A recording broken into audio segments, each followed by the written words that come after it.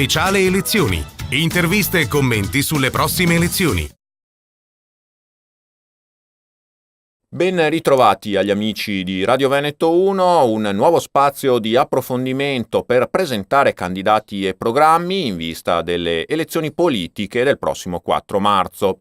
Nostro ospite in questa occasione Silvano Piazza. Ben trovato Silvano Piazza, grazie per essere con noi. Salve a tutti.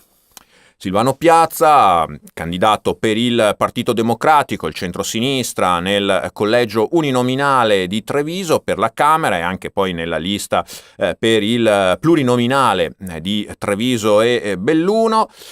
Silvano Piazza, sindaco di Silea per 2 mandati, poi dall'anno scorso vice sindaco nell'amministrazione attuale del comune trevigiano. Lei, Piazza, da sindaco si è sempre battuto fortemente per le autonomie locali, bisogna dire anche alle volte sfidando certi orientamenti di parte della sua area politica di riferimento. Ecco, un tema questo che rimane ancora di attualità e che può essere un cavallo di battaglia anche in un impegno politico nazionale? Ma sicuramente sì, io ricordo anni fa, ancora durante il primo mandato, di aver fatto un lutto cittadino per protestare e contestare con i tagli dell'allora governo Monti, perché credevo e credo tuttora non sia giusto questi tagli lineari, tali per cui il comune di Silea ha un saldo negativo sui trasferimenti, cioè tutte le tasse dell'IVA e dell'IRPEF vanno a Roma e poi lo Stato centrale si prende anche parte delle cosiddette tasse locali. Io credo che questo non sia giusto. Non sono d'accordo nel dire che il Partito Democratico non veda di buon occhio l'autonomia, perché io per esempio l'ho sempre sostenuta, ho sostenuto anche il referendum sull'autonomia, mi sono espresso in tempi non sospetti in questa direzione, per cui sono sicuramente con chi va in questa direzione. E poi c'è un aspetto fondamentale: il Partito Democratico vuole l'uguaglianza, per cui io credo sia giusto esigere l'uguaglianza rispetto alle altre regioni che hanno maggiori risorse. Quindi non è una richiesta di maggiori diritti quanto la pretesa di uguaglianza. Io voglio le stesse risorse che hanno Bolzano, che ha Trento, che ha il Friuli e che indirettamente ha anche Roma, Napoli, eccetera. Non voglio parlare ovviamente della Sicilia, perché si tiene tutto la Sicilia e soprattutto si tiene anche gli sprechi. E noi credo invece che con l'autonomia riusciremo a fare molto di più e molto meglio. Bisogna allentare i vincoli finanziari di bilancio, i vari patti di stabilità e affini che oggi gravano sui nostri comuni, sui nostri enti locali, soprattutto, come lei ricordava, su quei comuni virtuosi come sono la maggior parte dei nostri comuni. Perché per chi ci ascolta è bene precisare che quando usiamo l'espressione virtuosi, tecnicamente potremmo mettere insieme il comune di Silea o di Treviso insieme a qualche altro comune che invece fa sprechi, perché la parola virtuosa, essere virtuosi, bisogna capirsi bene cosa si intende.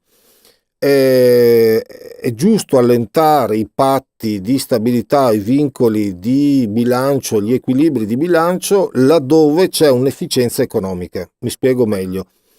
Il comune di Silea sotto la mia amministrazione è arrivato a debito zero. Noi abbiamo azzerato i debiti, cioè è un comune che, nonostante i tagli e nonostante appunto la generosità con cui diamo tutti i nostri soldi a Roma, riusciamo ancora a fare una buona amministrazione. Non possiamo essere messi sullo stesso piatto, sulla stessa bilancia con altri comuni. Quindi io chiedo maggiori risorse per tutti i comuni del Veneto laddove si rispettano alcune spese, perché nel nostro comune ci sono 34 dipendenti e in un altro comune di un'altra parte d'Italia magari ce ne sono 134. Abbiate pazienza, quello non si chiama lavoro, ma si chiama occupazione indebita, spreco pubblico, e io credo non sia giusto. E quindi bisognerebbe arrivare forse quasi a dei costi standard anche per i comuni?